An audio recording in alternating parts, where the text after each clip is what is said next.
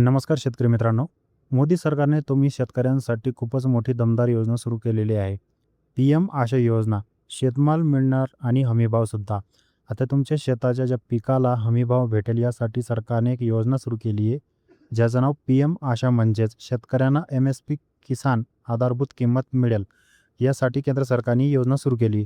तर याच्याबद्दलची पूर्ण डिटेल माहिती मी तुम्हाला या व्हिडिओमध्ये देणार आहे. तर तुमचं कुठलंही पीक असो त्याला आता हमीभाव भेटणार आहे. सरकारने ठरवलेली किमतीवरच तुमचा माल विकला जाईल. तर हमीभाव मिळतो, नुकसान टळते, थेट डी-बी-टी पेमेंट उत्पन्न वाढते. ठीक आहे. तर चला पूर्ण डिटेलमध्ये माहिती घेऊया आपण. तर मित्रांनो, जो पी-एम आशा योजना म्हणजे काय? तर पी-एम आशा प्रधानमंत्री अन्नदाता आय संरक्षक अभियान ही योजना 2018 मध्ये सुरू करण्यात आली होती. याचा मुख्य उद्देश शेतकऱ्यांचं किमान आधारभूत किंमत म्हणजे एक फिक्स किंमत राहील ज्यांच्या हमीभावाला आणि एम-एस-पी मिळण्यासाठी ही खात्री योजना करण्यात आली होती. तर या योजनेचे उद्दिष्ट होते की शेतमालाला योग्य आणि हमीभाव मिळवून देणे, शेतकऱ्यांच्या उत्पन्नामध्ये वाढ करून देणे, बाजारातील दर घसरले तरीसुद्धा त्यांच्या पिकाला पूर्ण हमीभाव मिळवून देणे आणि दलालांवरील जे जे जे त्यांच्यावरती अवलंबून असतात ते कमी करणे. तर हे त्यांचे सर्वात मोठं उद्दिष्ट होते. तर योजनेचे 3 मुख्य कारण आहे मित्रांनो. तर किंमत समर्थन योजना म्हणजे पी-पी-डबल-एस. सरकार थेट शेतकऱ्यांकडूनच माल खरेदी करते. एम-एस-पीपेक्षा कमी दर असल्यास खरेदी केली जाते आणि मुख्यतः कडधान्य, तेलबिया आणि खोबरे यासाठी लागू आहे. तर उदाहरणार्थ जर ₹5,000 असेल तर एम-एस-पी 6,000 असेल आणि सरकार 6,000 लाच खरेदी करेल. ठीक आहे. बाजारभाव. तर किंमत याची जर कमतरता भरपाई योजना पी-डी-पी-एस. शेतकरी बाजारात माल विकतो.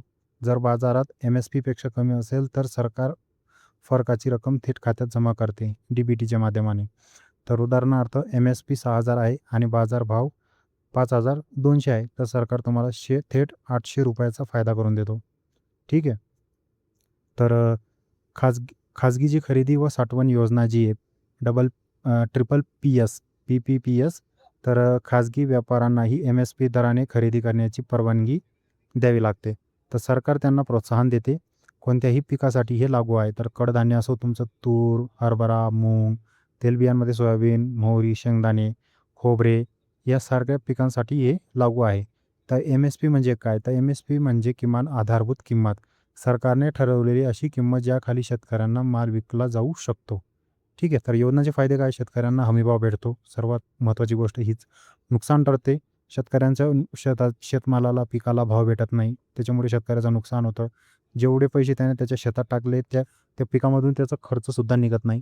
त्याचं नुकसान होतं. म्हणून ते नुकसान टाळता येते. थेट खात्यात पैसे येतात. म्हणजे तुम्ही तुमचा माल कुठल्याही एका व्यापाऱ्याला विकता, पण तो पैशासाठी तुम्हाला टाळाटाळ करतो. त्याच्या मागं-मागं फिरवतो. 10-10, 15-15 दिवस, महिना-महिना फिरवतो. तर ते होणार नाही. थेट तुमच्या बँक खात्यात डायरेक्ट डी-बी-टीच्या माध्यमाने पैसे येतील. उत्पन्न स्थिर राहील. तुमचा हमीभाव भेटेल आणि काही मर्यादा आहे याच्यामध्ये सर्व राज्यात पूर्णपणे लागू नाही आहे. खरेदी प्रक्रिया कधी आणि कशी उशिरा होऊ शकते. नोंदणी व कागदपत्रांची अडचण येऊ शकते. तर महाराष्ट्रामध्ये सध्या ही योजना लागू झालेली आहे. तर याचा अर्ज कसा तपासावा? तर राज्य सरकारच्या कृषी विभागात नोंदणी करावी लागते. आधार, बँक पासबुक, जमीनचे कागदपत्रे आवश्यक आणि काही राज्यात ऑनलाईन पोर्टलसुद्धा उपलब्ध आहेत. तर महत्त्वाची गोष्ट म्हणजे ही योजना केंद्र सरकारची असली तरी अंमलबजावणी राज्य सरकारवर अवलंबून असते. त्यामुळे प्रत्येक राज्यात नियम थोडे वेगळे असू शकतात मित्रांनो. तर तुम्हाला जर या योजनेसाठी ऑनलाईन फॉर्म भरायचा असेल किंवा अधिक काही माहिती पाहिजे असेल स्टेप बाय स्टेप, तर एम-एस-पी दराची नवी यादी पाहिजे असेल, अर्जाची स्टेप बाय स्टेप प्रक्रिया पाहिजे असेल तर मला कमेंट करा. मी तुम्हाला 100% देऊन देईल किंवा मला Instagramला मेसेज करा. तिथं तुम्हाला सर्व माहिती भेटून जाईल. तर जी माहिती होती आजच्या व्हिडिओमध्ये मी तुम्हाला सांगितली. तर या योजनेचा सर्वात मोठा उद्देश हाच आहे की तुमच्या शेतकऱ्याच्या पिकाला हमी भाव भेटला पाहिजे, म्हणूनच ही योजना सुरू केली गेली मित्रांनो. तर अशाच माहितीसाठी आपलं सेतू केंद्र पेजला फॉलो करून घ्या, सबस्क्राईब करून घ्या, जेणेकरून तुम्हाला भविष्यात अशाच अपडेट भेटत राहतील. जर तुमचा काही प्रश्न असेल तर कमेंट करा, लाईक करा, शेअर करा.